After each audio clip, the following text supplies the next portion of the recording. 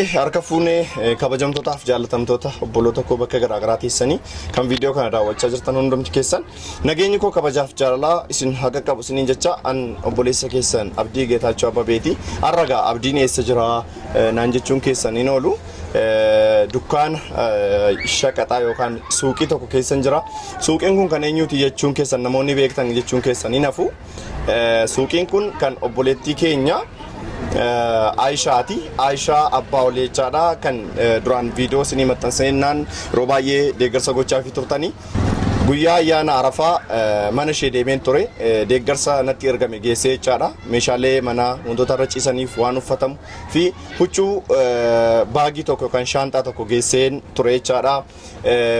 Kiraa manaa kan waggaa tokko kan isheen keessa jiraatullee kafaleefiin ture jechaadha. Har'a immoo akkuma waadaa isiniif galee jechaadha. Deeggarsa Aishaaf godhame har'a qabadheen bor qabadheen dhiyaadha akkuma isiniin jedhu qabadhee isiniif dhufeen jira. Aishaan suuqiin kun banamuu fi quba hin qabdu dhaqeen fuudhee dhufa sana booda yaadasee walumaan ilaallaa.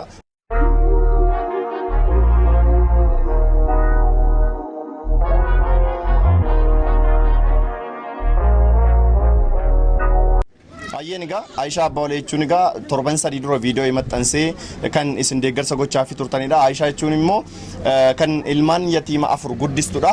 Viidiyoo sana maxxansee namoonni baay'een keessan deeggarsa gochaa turtanitu durallee ibseetiin ture. Sanuma wal qabatee guyyaa ayyaana Arafaa darbee deeggarsa muraasa fuudhee fi dhaqee kiraa manaa kan waggaa tokko kaffalee fi waan ayyaanaaf ta'u meeshaalee manaa muraasa geessee fi turuun kun ni yaadatama. Jireenya ishii duraanii immoo akkuma viidiyoo itti aanu kanarratti argaa jirtan jechaadha. Jireenya ishii duraanii waan baay'ee nama gaddisiisudha. Ilmaan yatiima afur kadhattee nyaachisaa kadhattee kan barsiistu ture. Sen kadhadhu kana yeella maarina beeka yookiin rakkadde bada abbaan durnileen gisee jiru ormayyuu nyaachise ergani du'e ilmoon kona jedha rakkatte rabbi qaniin jedha nyaachise ofii kooti agarra.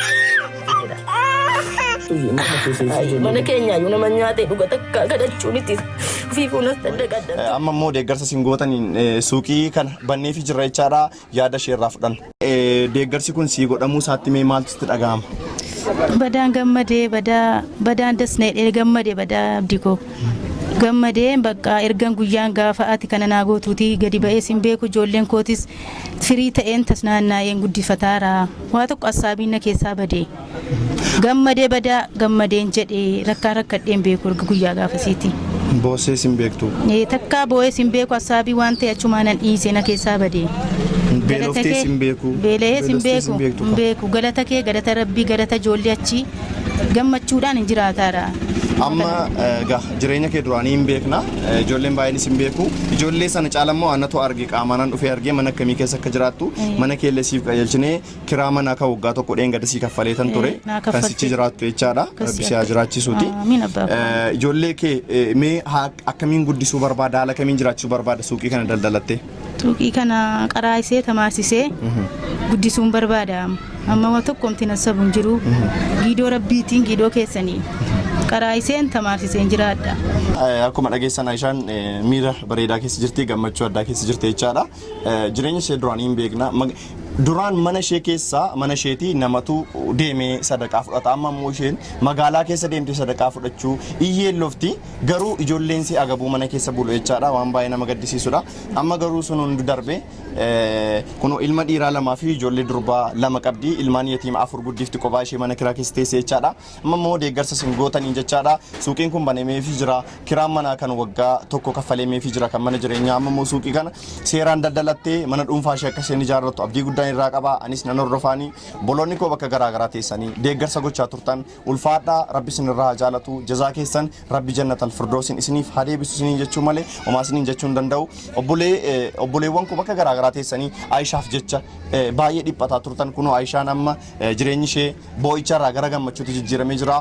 Ulfaadhaa galatoomaa isiniin jecha wanni biraa immoo addatti obboleessi kiyya Muusaa Oromoo kan jedhamu biyya Ameerikaa irraa jechaadha kan huccuu baagii tokko natti ergee jechaadha. Addatti maallaqa kennuufii kan barbaade jechaadha. Maallaqa sana waan niyyaa ishee bitattu jedhee maallaqa addatti qarshii 40,000 jechaadha karaa haadha manaa isaa qarshii 40,000 natti kennisiisee jira jechaadha. Maallaqa sanas harkatti amma ittiin kenne jechaadha.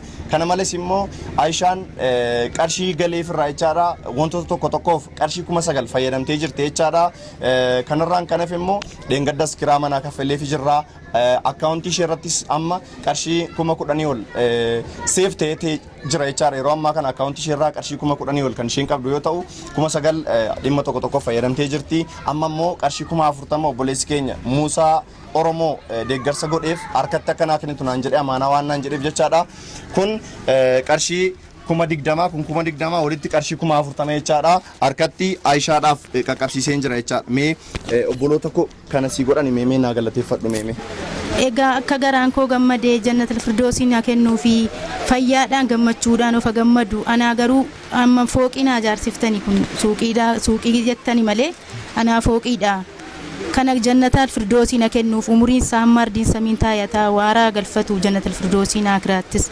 habashannanu ati kan kana naa goote saara galfadhu jiraadhu jannata argadhu ijoolleen addunyaanis kan biyya obbolaanaa kiraa biyya alaa jijjiiranu xaqilaallaan jara haaraa galfatanii maatii jaraattaa galanu haaraa galfatanu wamti rakkini jaran mudatiin macarrashaa amma majaraa kaasanii amma macarrashaa haaraa galfatanu haara galfiidhaan ulfa gammadanu anaa fooqiidha kun fooqiin ijaarradhe badaa waa hunda dabarsee gaddeeyanii ganaan masgida dhaqee kana taarikii kana nama himuwanii rabbiin haara sina galfachiisu abdiin kootis haa jiraatu haara galfatu na wajjin badaa cinqame erga guyyaa gaafas fiigaa dhufeetii kun haara galfii keessan jiraani hundumti haara galfatu Muusaan kunis haara galfatu jannatul firdoosiin bashannanii haara galfatu waan qabu wajjin warra isaa ilmoo isaatii wajjiniin haara galfatu hundumti nuyyuu obbolaanaa kiraa biyya alaa iddoo harii jijjiiran humti hunda kana na gargaare hundinuu haa gammadan.